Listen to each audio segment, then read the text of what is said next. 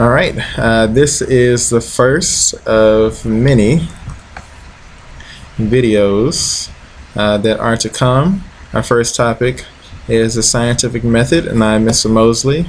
I'm Ms. Bryan.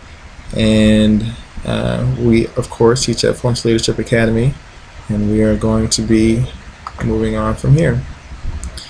The scientific method is the way scientists learn and study about the world around them. It's pretty much a step.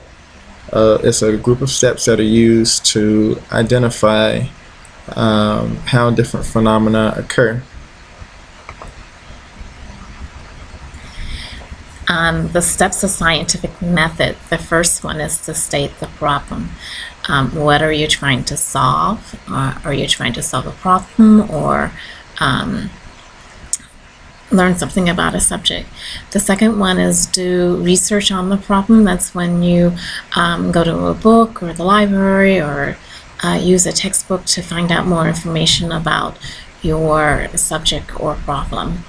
Third one is to form a hypothesis. Hypothesis is when you're thinking, writing about what the outcome of your experiment will be.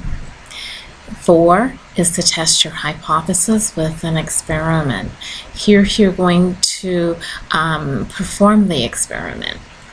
5 is to record and analyze the data. By recording, you're writing down what the data is, measurements or observations, and analyzing, you're figuring out what your data is telling you. 6 is to state the conclusion. Here you're telling if your hypothesis was true or right, true or not. You're telling what you're telling your opinion or your conclusion of your data.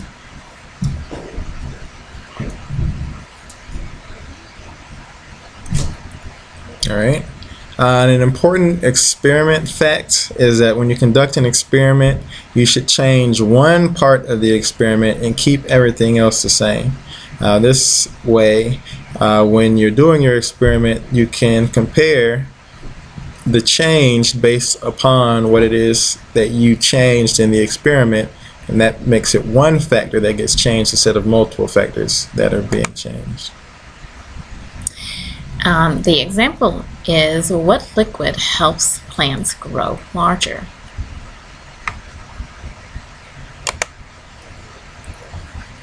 So, what liquid helps plants grow larger? In this example experiment, our first vocabulary word is trial. A trial is one setup of the experiment. So, here in our example, you see that we have 4 plants, and each plant is a trial. So we have 4 trials in this experiment. Every time we set up the experiment, each individual setup of the experiment is considered to be a trial, and we have 4 plants because we want to compare each of these trials to one another to see the information that we're going to find in the conclusion of our experiment. A variable is the part of the experiment that you change. It's a variable is what you're testing. And what we're testing here is liquid.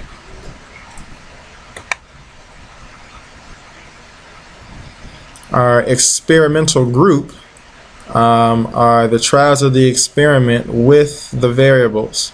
So here we have a couple of our trials that have variables: oil, water, and soda.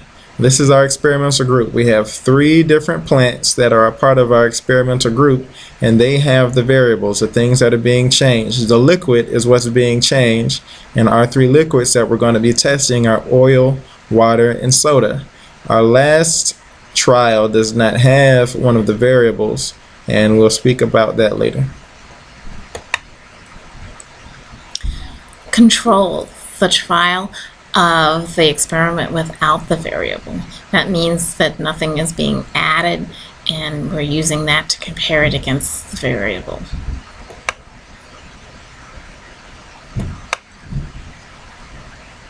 And our last vocabulary word is the constant.